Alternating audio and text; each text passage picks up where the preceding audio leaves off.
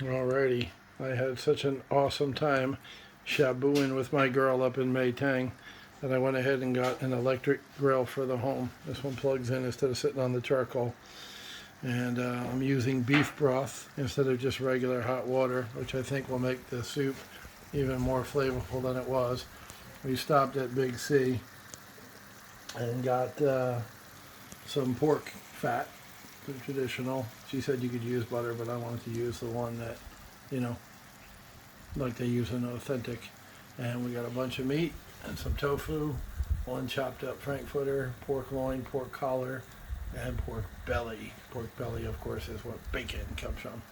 So we're going to get started pretty soon here. She's just chopping up the veg in the kitchen. Okay, Shabu Master is back doing her thing, doing her best, which is breaking the veg up, Chinese cabbage, sticking it into the boiling water. This time I kicked it up a little bit by adding beef broth. So it's a mix of beef broth and hot water.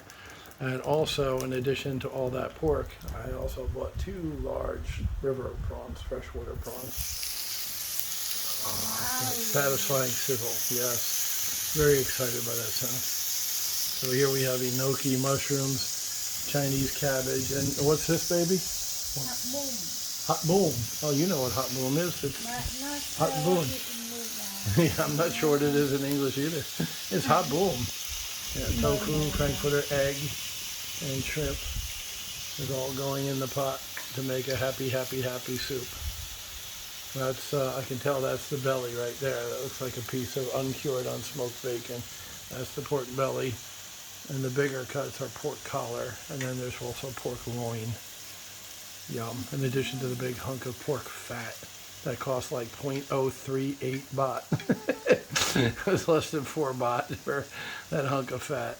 Well worth it for the genuine article. Alrighty, the soup is in the bowl. I repeat, the soup is in the bowl. Now I'm going to put some of the red sauce in it and enjoy. And the final chapter is the prawn, the big river prawn.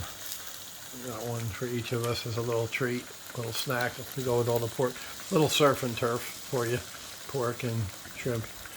And yeah, look at all that smoke, but somehow, some way, by some miracle, it's not setting off the smoke alarm.